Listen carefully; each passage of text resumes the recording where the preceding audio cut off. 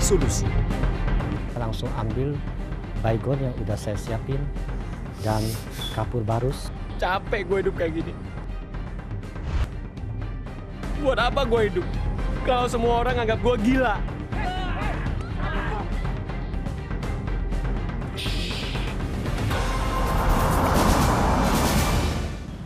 Pemirsa, Indonesia begitu kaya akan budaya. Tidak heran ada banyak tempat dan benda-benda antik yang ditinggalkan sejak zaman dahulu kala. Saya dan Tommy akan berjalan-jalan untuk mengungkapkan mitos apa yang ditinggalkan oleh budaya kita. Ada nomor-nomor yang Anda bisa catat karena kami memiliki layanan konseling yang terbuka 24 jam untuk melayani Anda. Tapi sebelumnya saya ingin mengajak pemirsa untuk melihat perjalanan saya kemarin dalam menemukan pembelajaran hidup melalui sebuah permainan sederhana. Pemirsa, Anda sedang menyaksikan Solusi.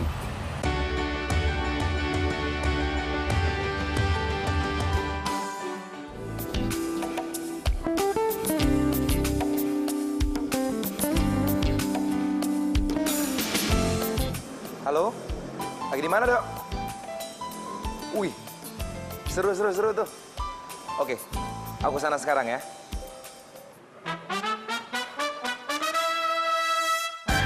Hangout atau bermain bersama teman-teman terbaik adalah cara yang sederhana untuk melepaskan kejenuhan yang ada di keseharian saya. Beban pekerjaan ataupun pelajaran sepertinya harus saya tinggalkan sejenak dulu. Waduh, kayaknya seru banget nih. Mau main apa nih, Ala? Aduh, aku tuh udah mau menang, mau gak? Mana sih, Papi? Main apa sih? Ini gue main stako.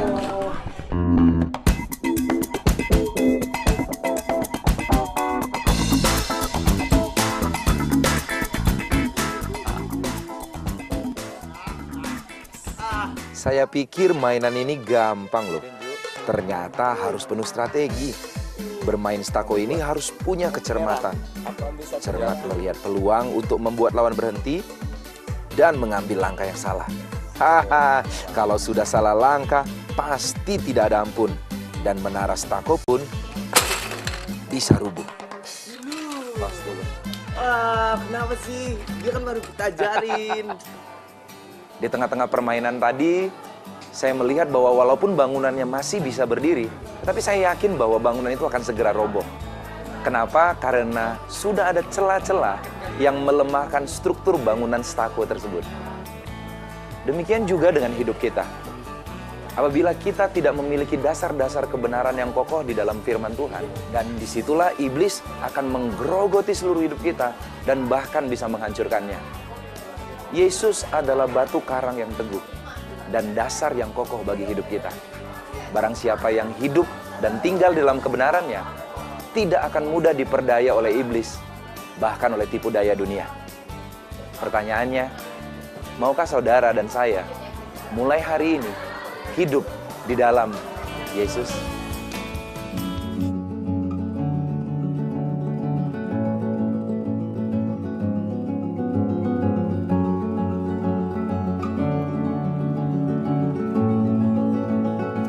Pemirsa, mitos tentang hal-hal yang mistik seringkali melekat pada benda-benda antik atau tempat-tempat keramat.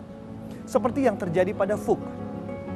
Ia mengalami sebuah kejadian yang sangat mengerikan setelah berurusan dengan tempat keramat.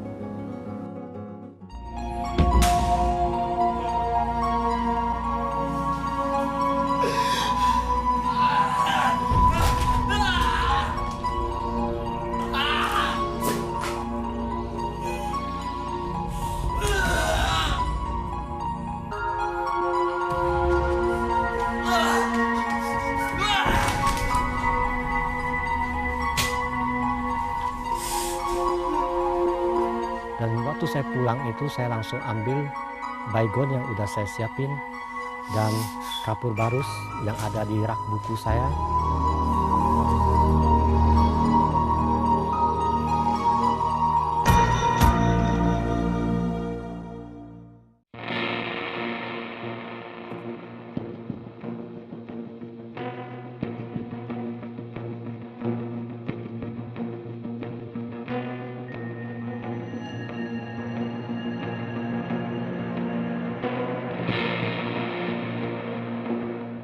yakin mau lompat?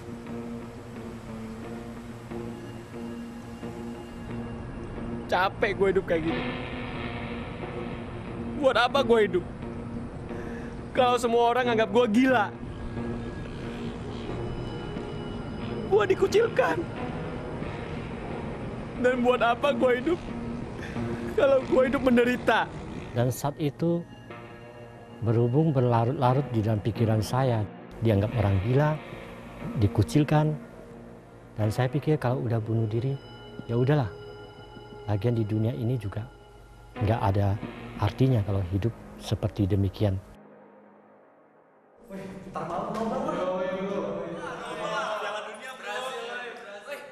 Kapan main basket? Hah?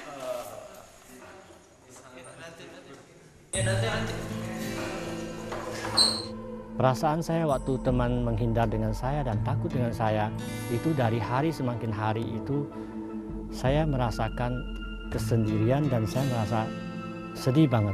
Sebenarnya apa sih yang terjadi dalam diri saya, dan saya bertanya apa sih salah saya sama mereka sehingga mereka begitu menghindar dari diri saya. Belajar ada begini.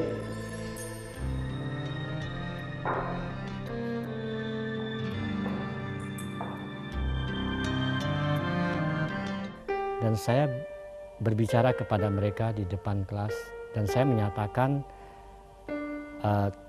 saya minta maaf apabila saya ada kesalahan karena saya tidak tahu apa yang saya lakukan. Kalau aku buat kesalahan.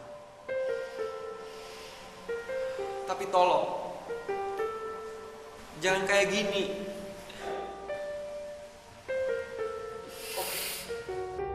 Oke. Kalau kalian nggak mau jawab dan tetap mau jauhin aku yang akan keluar dari hidup kalian.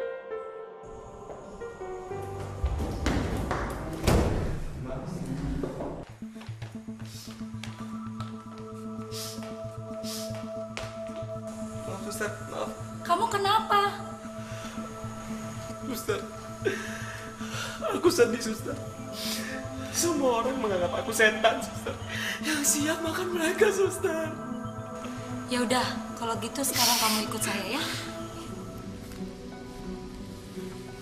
Ini alasan mereka menjauhi kamu.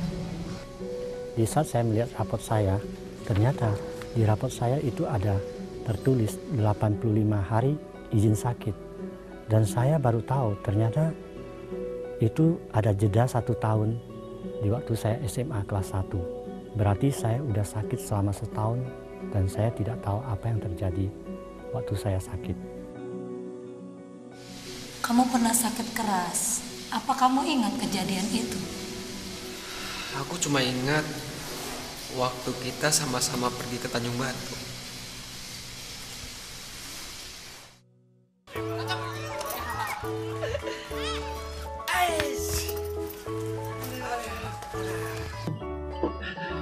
Gila lo, cara main basket lo itu loh, jago banget beneran. Iya, nggak cuma cewek doang tau yang kelapa-kelapa sama lo. Cowok juga ya. Aduh. Iya, Bu. Gue bangga banget jadi teman lo, Bu. Tunggu. Ini berdua muji-muji gue maksudnya apa nih? Jangan-jangan pengen makan gratis nih? Ya enggak lah. Gue kan tahu lo berdua ini pengennya ditraktir, ya kan? Enggak lah. Jangan ngaku lagi lo, Bang.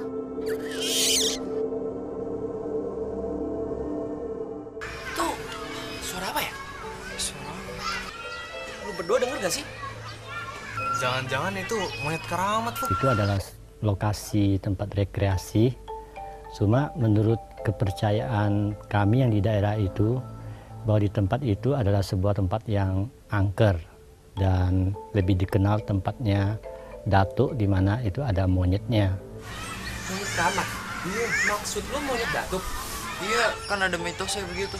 Dan menurut kepercayaan di sana, bahwa monyet ini kalau kita ganggu, maka kita akan kemungkinan besar itu nggak gila, mati gitu.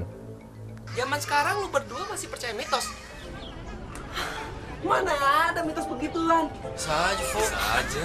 Saya penasarannya begini, soalnya dari saya dengar itu, saya orangnya senang ini, membuktikan sesuatu secara langsung. Tapi ngomong-ngomong, gue penasaran nih. Ya lu jangan macam-macam lu, Fu. Siapa yang macem-macem?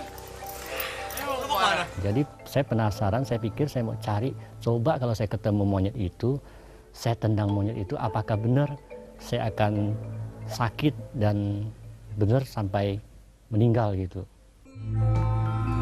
Duh, gue balik aja ya. Alah, nggak usah lah, ayo lah. Itu kasihan si Fu. Ayo lah, ayo. Nah, lagi nih monyet. Dulu itu kita cari-cari nggak ada dan kita main di sekitar lokasi itu, dan pas saya melihat ada seekor monyet itu.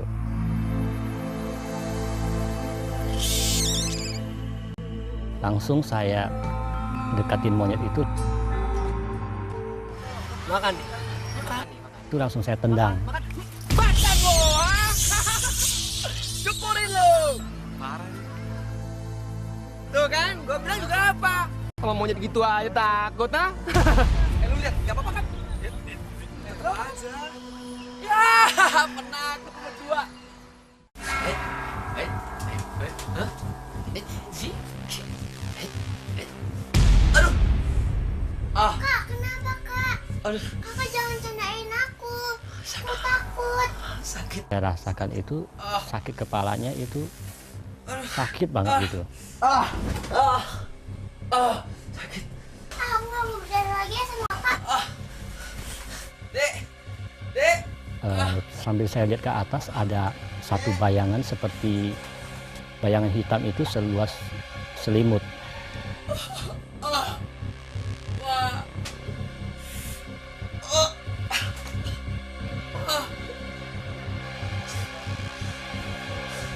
Dan anehnya saya nggak bisa menghindar karena kaku. Bayangan itu jatuh nutupin saya. Sejak itulah saya nggak sadarkan diri.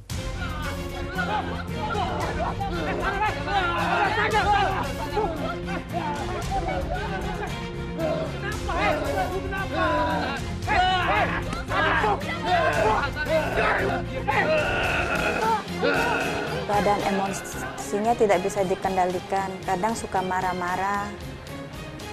Kita ngomong apa aja salah, ajak ngobrol nggak bisa. Bukan kali ini aja ya anak ibu bikin onar. Ibu tuh harusnya memberikan sikap sama anaknya. Ibu sadar nggak sih kalau anak ibu tuh sangat membahayakan? Suka mukul gitu. Nggak salah ada yang lewat dipukulin, jadi anaknya bilang sama orang tua, jadi orang tuanya datang nyamperin ke rumah, jadi orang tua kita ditegur.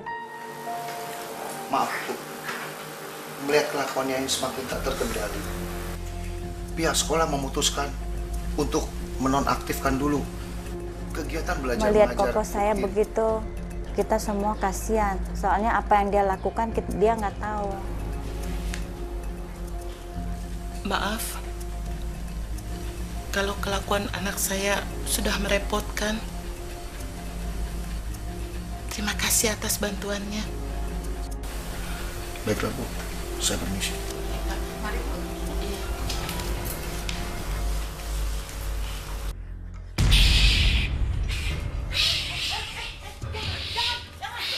Kadang dia udah emosinya udah naik, nggak bisa dikendalikan. Kadang kita minta tolong sama tetangga, pegangin dia, diikat, baru dimasukin ke kamar.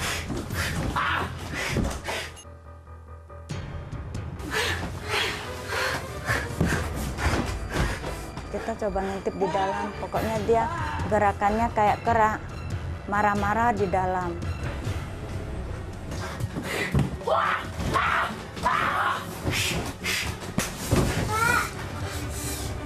Kak,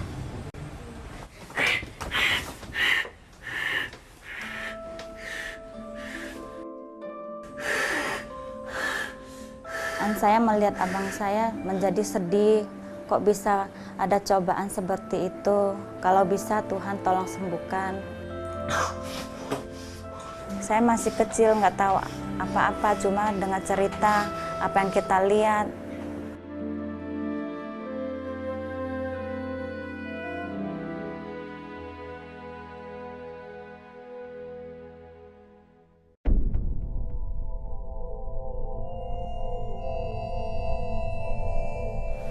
Kalau dia masih ngamuk, kita berikan kembali obat penenangnya.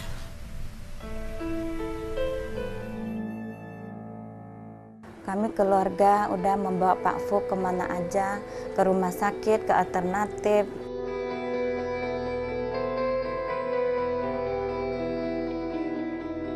Tidak ada kemajuan juga. Jadi kami sebagai keluarga juga merasa kasihan. Harus kemana lagi kami berobat.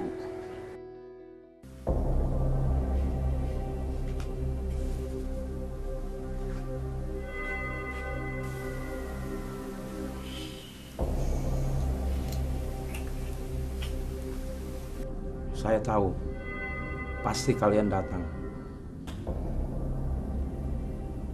Anak saya sakit. Dia tidak sakit. Sudah waktunya. Fuk, diserahkan kepada Datuk. Jadi Datuk itu adalah seperti kalau di Pulau Jawa itu kayak istilah pada umumnya orang mengenal itu kayak Nyi Roro Kidul menguasai Laut Selatan gitu. Kita akan melakukan ritual perdamaian dengan Datuk agar jiwa Fuk dapat kembali.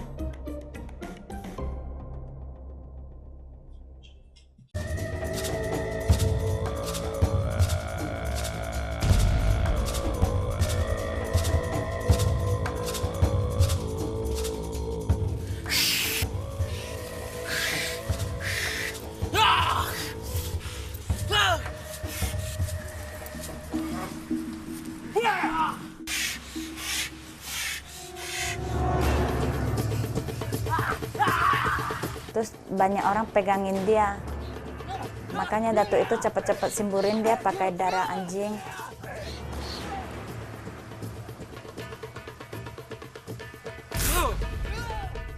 Selama setahun itu, apa yang saya lakukan itu benar-benar lost.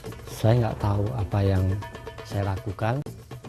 Dan saya itu hanya tahu saya di sebuah tempat yang sangat gelap sekali. Boleh dikatakan di bawah alam bawah sadar. Nah, saya hanya teringat akan suaranya yang mengiang di telinga saya. Kak, Tuhan Yesus itu siapa sih, Kak?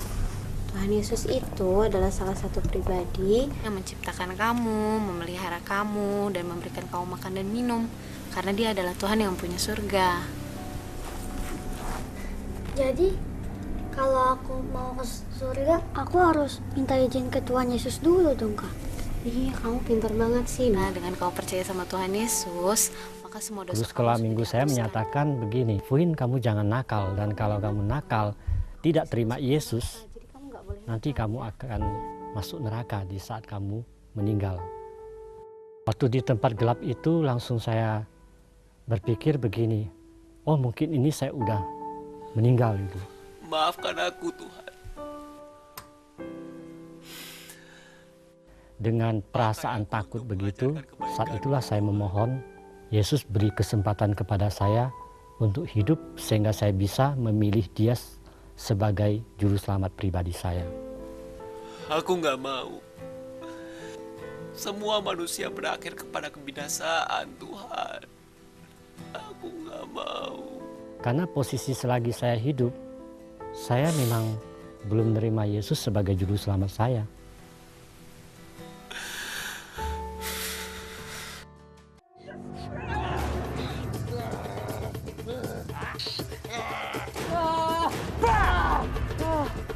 Waktu digampar itu, saya langsung sadar.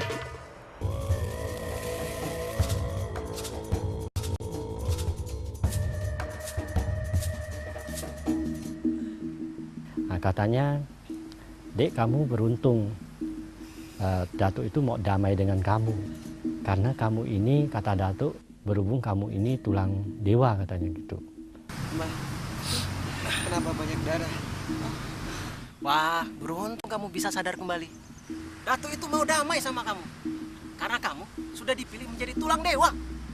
Tulang dewa itu adalah sebuah mediator yang akan dirasuki oleh dewa-dewa untuk acara ritual-ritual tertentu nanti. Datuk. Iya.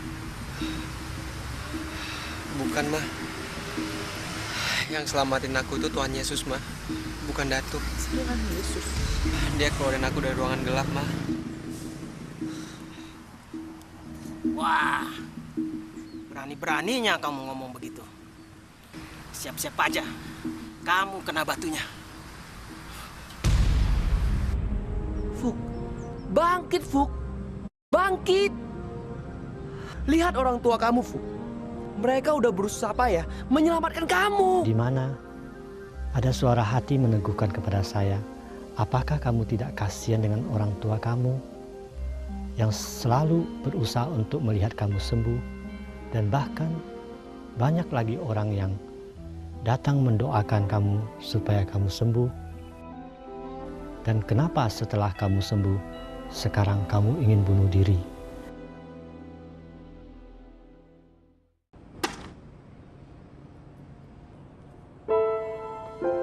Itu saya merasakan ada satu kekuatan yang memampukan saya untuk hidup tegar kembali. Apapun yang terjadi, keesokan hari saya nggak terbayangkan lagi. Karena saya menyerahkan semua ini ke dalam tangan Tuhan. Maafkan aku, Tuhan. Aku udah berdosa, Tuhan. Aku udah berdosa. Biarlah Tuhan yang menuntun dan memimpin di sepanjang hidup saya.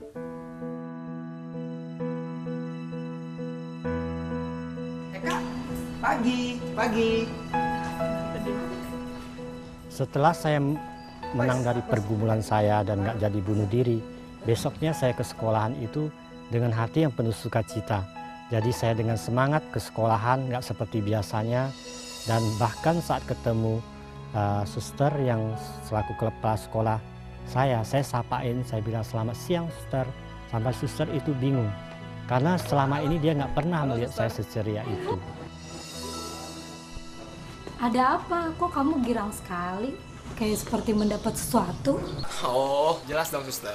Karena aku udah dapat jadi Yesus, suster. Dan aku udah menyerahkan semua beban aku sama Yesus. Oh, puji Tuhan kalau hati kamu sudah pulih. Gimana nih?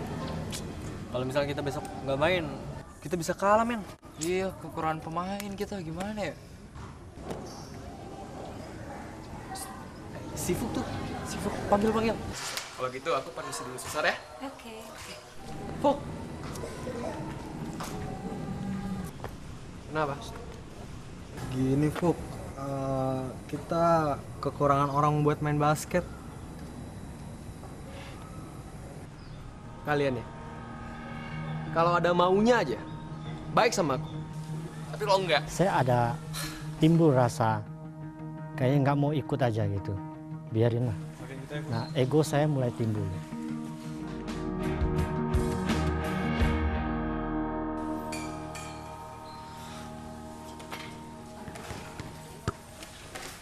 apa kalian masih mau main sama orang gila? Nah, gitu dong, Fuk. Besok mainin. Besok kita main. Mainin. Yuk.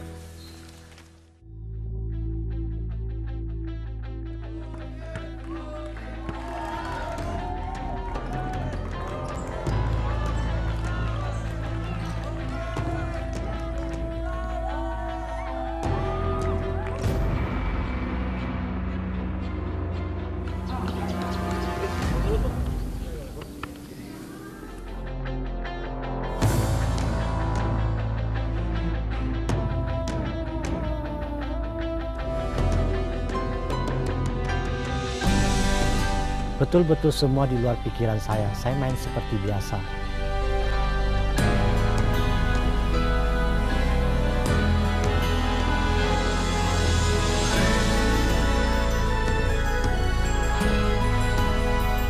Dan sejak itu dan di saat kami masuk final dan kami juara kelas 2. Nah, tanpa saya pikir dan saya nggak tahu, ternyata suasana yang dulu itu kembali seperti saat itu. Jadi kembali seperti semula.